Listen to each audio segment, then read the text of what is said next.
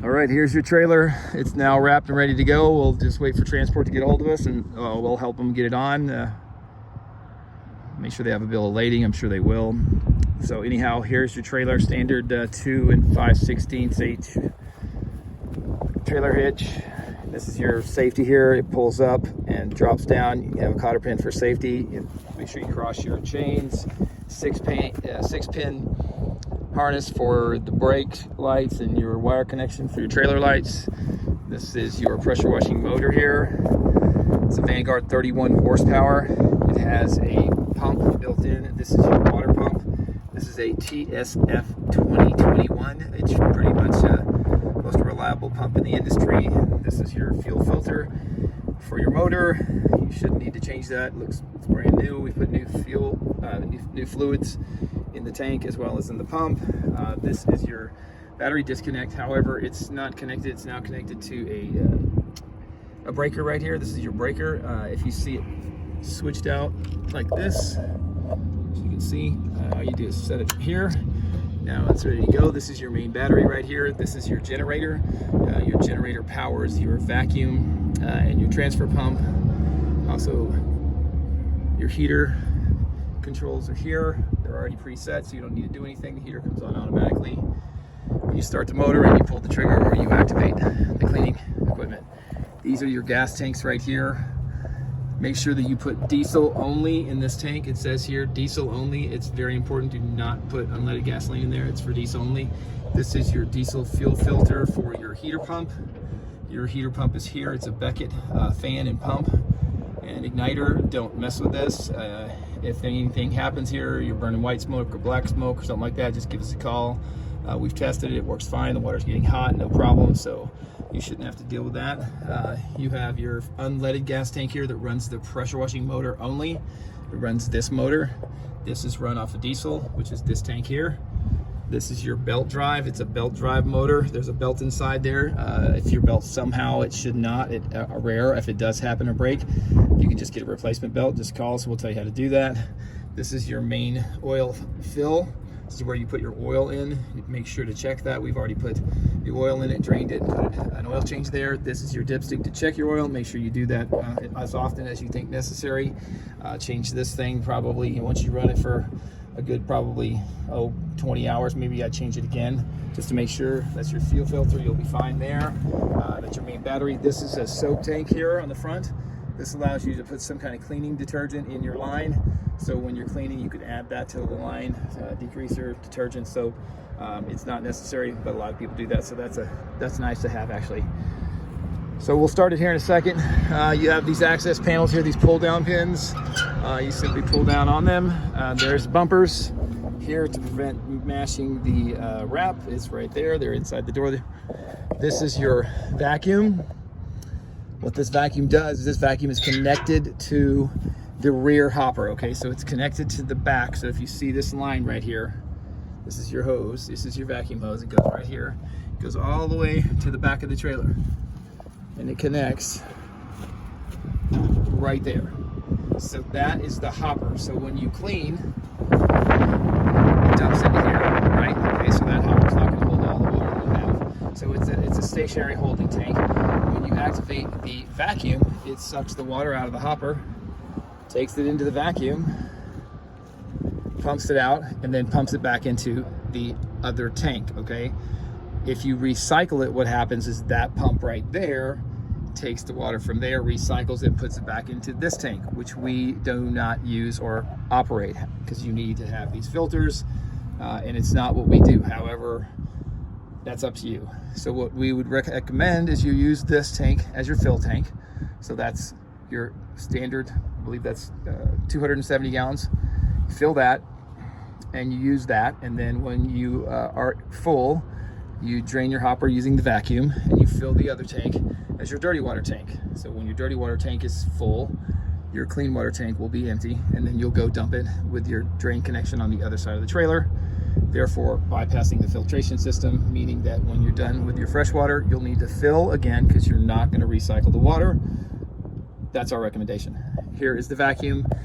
We've patched the vacuum crack here with some marine standard epoxy. It's working great. We'll operate it here in a second. That is your regular water or your freshwater fill there. It is a, I believe, 100-foot hose, a heavy-duty hose. It's got a hose reel. That's a stackable hose reel with a 200-foot pressure washing hose on top. They're activated by the wands, by the controls in the back, which I'll go through here. So everything else here you shouldn't have to touch. These are freshwater lines and transfer lines for freshwater and or dirty water from one tank to the other. Filtration system for recycling. I'll send the manual to you so you can read up on that. This is your filter pump, so you can turn it on and off. That's a transfer pump to the recycling system, which you don't need to worry about doing. This is your main water line to your pump, which is where your main line comes from your fresh water. These are the controls for the vacuum. On switches here. We're going to run it here in just a second. Shut these door panels. Here we go. There. This is your spare tire here. It's mounted.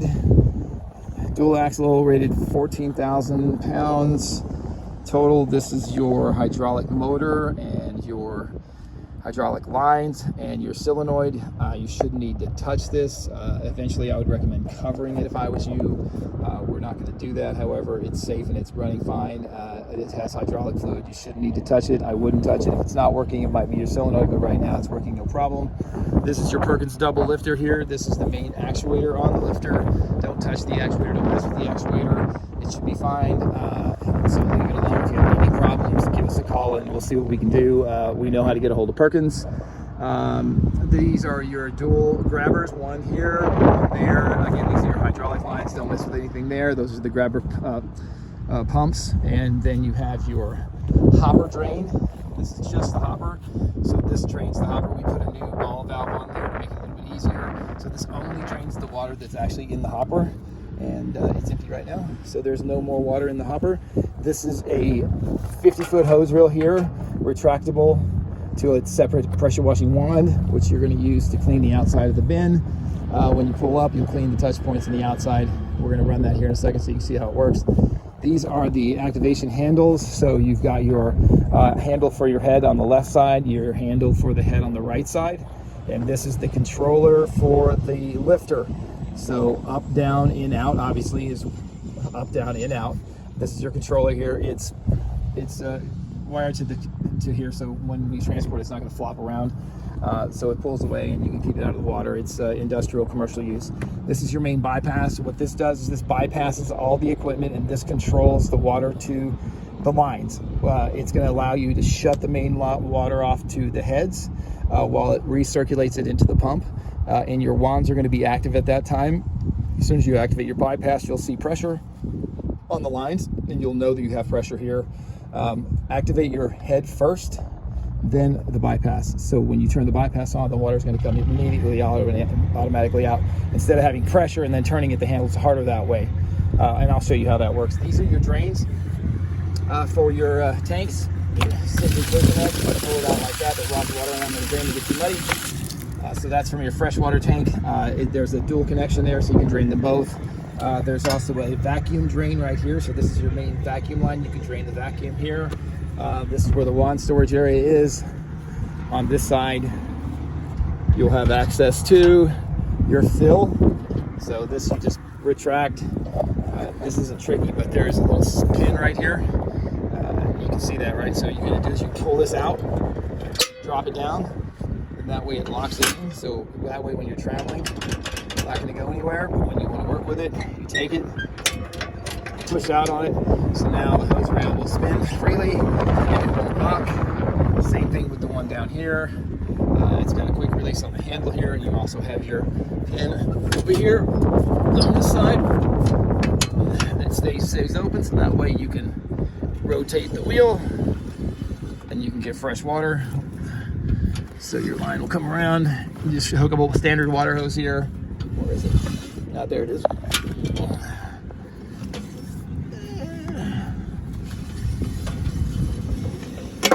Here that is. There it is. So here's your standard water hose. Sorry about that.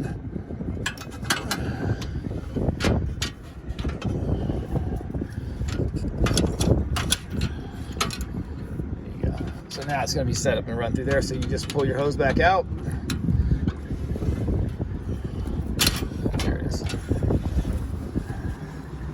So that way you want to keep it in there, so that way you always have it easier than what I just demonstrated. So when we reel it in, it's got this bar that you can, you know, move it back and forth so it doesn't get rolled up into one section. Just roll it to right there, leave it be. Lock these in when you travel. Just pull that down and up. Just roll it one time. Same thing here. Roll it one time, it's locked. Oops. So this is the access panel for the hose reel, stackable, and the panel for access to the unleaded gas tank for the pressure washing motor only, right? Not for the heater. Unleaded fuel, it says it right there, okay? These are water lines and blow-off handles, blow-off burst discs for your heater. If you ever see water coming out of those, let us know. We'll tell you what to do, and if there's a problem. Those are like filters, smog filters. This is your main unloader. This controls all the pressure in the equipment. It's a switch that controls the heater as well. It's a flow switch and a pressure switch. They're good. These unloaders last. If it goes bad, it'll be the first thing that goes bad. It'll start acting weird. They're like $75 to $150, but this one is good. We've tested it. You've got your freshwater tanks here, top filled as well. So you remember you're going to use one as your clean water and then one as your dirty water, so that way you have a place to put your dirty water when your hopper gets full, and you use your vacuum to do that. So now what we're going to do is we're going to start the equipment. So let's take a time out.